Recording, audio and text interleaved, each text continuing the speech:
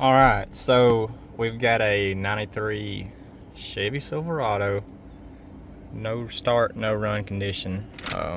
Customer states they replaced the starter, turn the key, nothing. You can see stuff dims out, AC control shuts off, but nothing. And just to be fair with you guys, I've kind of got a jump start on this because I did the old jump starter trick underneath the truck to move it, and she fired right up. Now, looks like they may have been looking at some wiring, but I believe these model trucks, it's been a while since I've worked on them, but I believe there is a switch on the top side of this column that when you turn the ignition, it pulls the rod, messes your actual switch to control your starter engaging. I may be wrong, but I'm pretty sure. So we'll get in here and we'll look at a diagram and see how our power flows. Since we know our starter's good from jumping it, we kind of got a head start. Plus he already replaced it. So we'll go in here and we'll look at some diagrams and we'll see if maybe that's our issue. Alright, so here's the diagram we've got. It does not look right to me from what I remember. The ignition switch is what's throwing me for a loop. Like I said, I'm pretty sure these trucks had a rod. So the purple showing coming straight off the ignition switch. Oh, the yellow is for manual, to go through the clutch switch. Straight to the starter. That doesn't look right. Let me do a little bit more digging and we'll look. And it's showing that crank fuse, but I don't think I've seen one in this truck. So worst case scenario, we will drop the column down and take a gander since they've already got everything loose for us. Be right back. Alright, so here's the OE diagram. We'll try not to mess y'all up too much, but it's showing up here. There's your starter solenoid, goes to pin 8 on the junction block. Pin 8 comes out to this connector, which is connector 255, I believe. So we go look at connector 255. It shows it to be right here, and it is labeling it as the ignition switch, but this is more of what I'm familiar with. I'm thinking this is on top of the column and there's a rod that comes from the actual what you're used to as an ignition switch to right here, and whenever that rod it either pushes or pulls, it says hey, turn on. So that's probably what it is. I'm thinking of the newer stuff, ignition switch being on the actual ignition lock cylinder, and instead this is on the column. So either way, it's the purple part, the purple wire. So we're going to take a look at it and see if she's getting power. But either way, let's go take a look.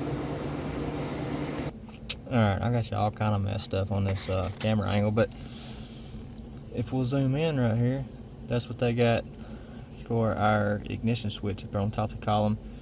Now, from my memory, the pink wire on the GMs is the hot wire. I checked it. It is indeed hot, so we've got our pin in the back to connector on the purple wire to see if she's getting power. And I don't know if you can pick it up on the camera, but somebody's already been stabbing all the wires underneath here, so somebody has definitely been here. But let's look down here in the dirty floorboard and see what we got. Ignition on. Goes to 12 millivolts. Ignition off. Switch on. Switch off. So, with that being said, I'm curious if this switch is actually bad. So, what we're gonna do, if I can get y'all a picture here. It's got me all confused the way I'm looking. Right there, we're gonna have a nut, and we're gonna have this nut on the other side. My camera don't focus, take it on. We're gonna take those two nuts loose, and if I'm not mistaken, this column will drop down far enough for us to look at that switch. I want to say that the switch can be adjusted. So what we'll do is we'll go ahead, we're gonna drop the column down, if it'll drop down far enough for us to look at, and we will inspect the switch. If it can be adjusted, we'll see which way the rod is either pushing or pulling. We will adjust it a little bit more, and if that works, great. If not, we'll go further to try to condemn the switch for sure. But yeah, hopefully that rod's just not doing what it's supposed to do all the way. And it could be up here in the actual column. It may not be moving the rod enough. But either way, enough talking. Let's drop this column. All right, so we've got this bad boy dropped. We've got 2 15s here, and we've got 4 10s around the firewall, holding that little cover on. Now, another thing you want to keep in mind, you've got your little shift indicator cable right here. If you'll watch, when I pull it, it's spring loaded, and that shows you what gear you're in. This little piece right here, you can see how it's that U-shaped. It was actually snapped on, messing y'all up here. It's actually snapped on right here on the column. It just slides up on there. So when you put your column and everything back, this piece will be on your column just like this. Just push it off, let it out of your way. When you put your column back, pull it to where you're in park, snap it back on your column. So there is a little rod I was talking about. If you'll watch right here, when you turn your ignition on, it pulls it, and then when we go to actually turn to start, shit, messed y'all up. When we actually go to turn to start, she's not moving that much. So it's hard to see on the camera probably, but our ignition switch right there is already pulled all the way forward. So I'm wondering if somebody has been messing with it, because the 2 bolts holding the column up, the 2 15 nuts, they were actually loose. So we're going to try to do this 8mm there, I believe. We're going to try to loosen them, and we're actually going to slide that switch back just a hair, and we'll see what she does. Alright, so we've taken our screws loose, and we've moved our ignition switch as far back as she'll go, and we're going to try to crank her. Now, the shifter on this truck goes through the column, so make sure you got your foot on the brake anytime you got your column dropped, because it can pull your transmission out of gear. So there's key on, and there's start.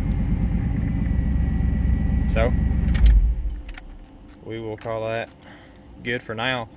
In all reality, with that switch having to be moved all the way back, the linkages on this rod or something inside the ignition switch up here, or the lock cylinder junction, whatever you want to call it, crap, that's probably wore out. I don't think that switch should have to be moved all the way back, but it's working. It's just a work truck with 373,000 miles on her. So I'm pretty sure he's going to be good with that for now. Quick, easy fix, in and out the door. Hopefully this helps you guys. I'm not going to show y'all me buttoning everything back up. Literally put the other bolt back in, pick your column up. I will show y'all where this cable goes, but trying to save y'all a little bit of time. If you do want to see that crap, let me know. I'll start showing it, but we'll be right back. We're going to put the other little screw on the front right here. Then we will set our column back up, probably go ahead and put our 2 nuts in, and just verify that it's still going to work with everything sitting in place, and we'll go from there. Alright, let's see if I can do this for you guys. Here's our cable, and if you look right there, you can kind of see where this bad boy used to be. So we will push that little booger like that. And now if we can move back up here,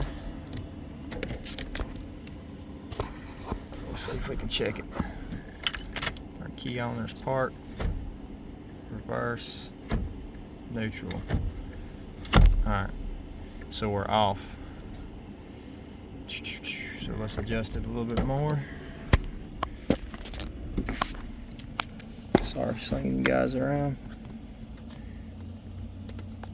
Simply take that little booger off.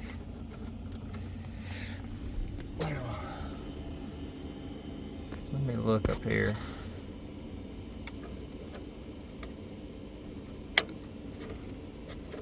Too much.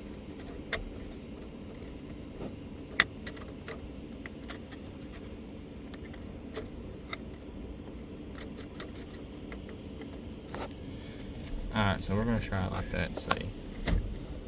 Reverse, neutral, drive. Back to park. I believe that'll work. Keep from shaking around too much. Like I said, make sure she's pushed up on there. And watch, now that I've pushed it, it's going to be off. Reverse, neutral, drive.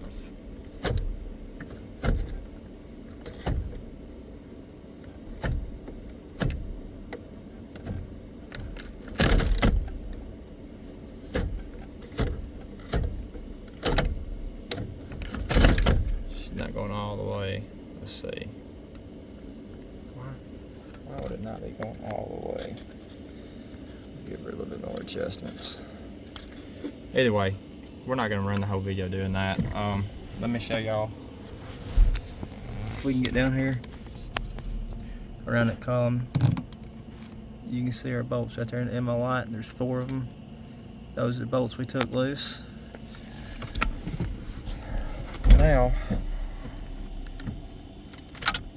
let's see. Let's key off. On. There she is. So it does run with it on. Now, like I said, you've probably got some bushings or something in the switch, the mechanical switch, worn down a little bit. But being a work truck, 373,000 miles, he's more than likely going to be fine with this. I'll call him, explain what it was, and if he wants to go further, as far as looking at getting a new switch or seeing what linkages are wore out, taking the column apart, we can do that. But I know if it was my truck, we'd let it ride. Hopefully y'all found this video interesting or useful. If you did, let me know. If you didn't, let me know. And subscribe. Jokers aren't subscribing. Like 0.9% of my views are from subscribers. So if you find it useful and you want to watch it again or watch any of my other content, I'd really appreciate it. Appreciate y'all taking the time to watch it. Not the best video, but it could be useful to the right person. So y'all have a good evening.